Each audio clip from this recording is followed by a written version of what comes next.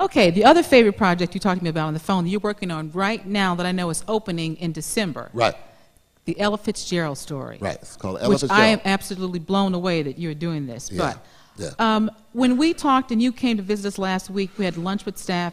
You told me a really interesting story about the real Ella Fitzgerald and how she got started. Yeah. Would you share that with them? Well, I'll tell you, you know what, I will share that, but Greg and I worked with Ella twice at the Flamingo in Las Vegas. And the second time, I got to know her very well because she was always on diets, and I was always on diets. I mean, at one time I weighed 225, actually. And so and I'd say in the dress, she never left the dressing room in between shows. So I would go in there, and we'd watch TV in between shows, and she'd have Fresca and AIDS candies. Remember AIDS candies? But she'd eat like half the, I said, Ella, you cannot eat 10 of those. Just some water and she wondered why she had a stomachache. I said, you eat 10 AIDS candies. It's all swole up in there. She was so sweet, so sweet. So one day I told her, I told her, said, you know, one day Ella, and I wasn't thinking about becoming a director at that time. We were just working, and we were hot and working with Ella Fitzgerald. And I said, Ella, one day I'm going to do a tribute to you. I don't know how. She said, well, why would you want to do a tribute? Nobody really cares about me. They don't know about me. They don't want to know about me. I'm just a fat, you know, not good-looking woman. And I'm looking at her, and it was so lonely. She was so lonely, and I said, why do you say that? She said, well, because I sing happy songs, and, you know, I get out there, and I don't really talk a lot because I don't really talk well. And I said, I couldn't get over this humbleness of one of the, if not the greatest singer, arguably the greatest singer I ever heard.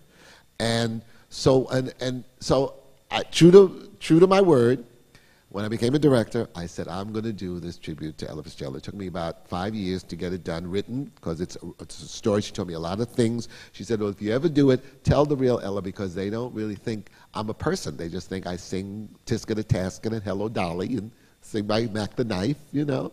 And I said, well, I will, Ella. I'll tell the real story. I won't tell with disrespect. I will tell. She said, I know you won't. She was so good to me and so sweet to me. And I'll tell you this wonderful story. Everybody came to see Ella. Everybody, all these stars. I mean, it was quite amazing. So one night, I always saw the second show. I always stayed to see the end of the show. She introduces somebody in the audience that I didn't exactly know who it was because I couldn't hear because I was backstage. And the audiences went crazy. They went crazy.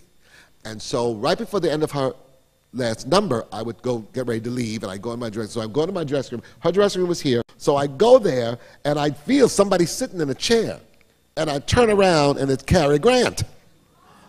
I'm saying, it's Cary Grant.